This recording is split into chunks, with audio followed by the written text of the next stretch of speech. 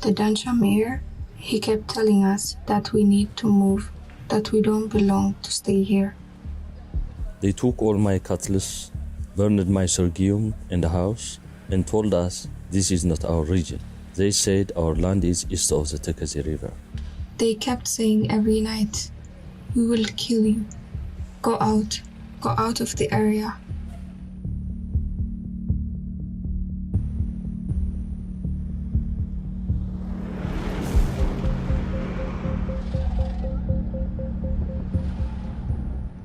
The fighting followed years of growing tensions between the Ethiopian federal government, led by Prime Minister Abiy Ahmed, and leaders of Tigray's ruling political party.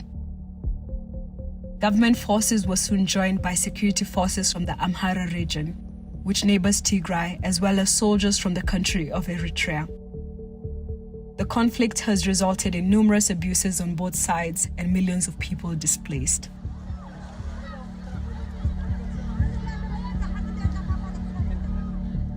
Initially, heavy fighting between the Ethiopian military with their allies against Tigrayan fighters took place around western Tigray.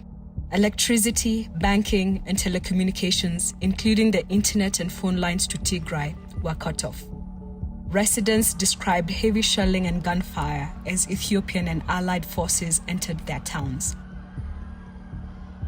When the Ethiopian and Amhara forces entered the town, people were panicked and began running to the farms.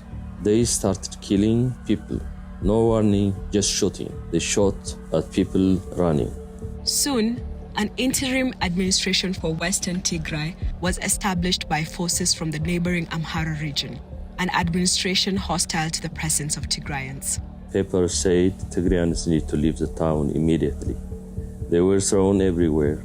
So when we woke up in the morning, you should see it on your door or on the way to church, everywhere. I was in Dansha town where I have a hairdressing shop. 6 militia came to loot my shop. 2 of them raped me.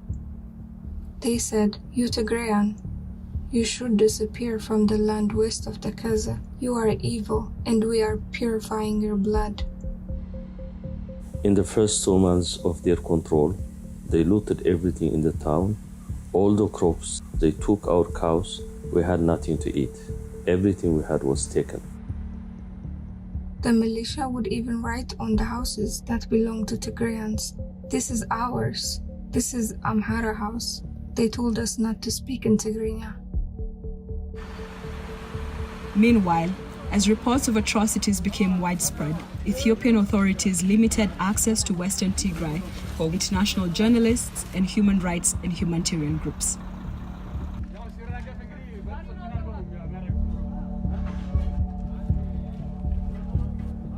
In Adi Goshu town, in January 2021, Amhara special forces and militias rounded up around 60 residents, transported them to the Tekeze bridge, and shot them. The Amhara special forces told us to disembark. They lined us up in rows, cocked their guns, and sprayed us with bullets. We fell in the ditch below. After that, they said, Tigrayans don't die easily, shoot again.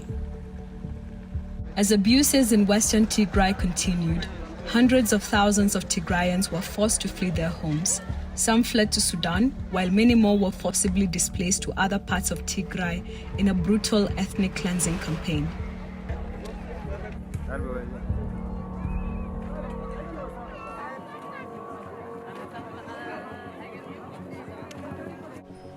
After seeing this and other incidents, I thought, what are we expecting?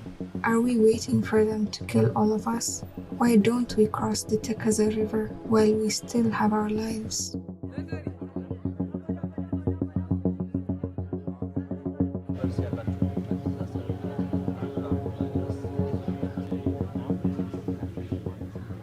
We could not access the toilets. They did not give us any food or water.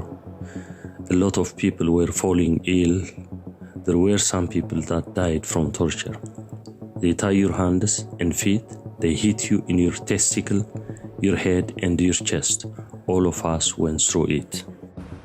Tigrayans in western Tigray continued to be subjected to torture, arbitrary detention, and other grave human rights abuses. All I want is peace. All I want to do is to be able to speak Tigraynya freely, my mother tongue.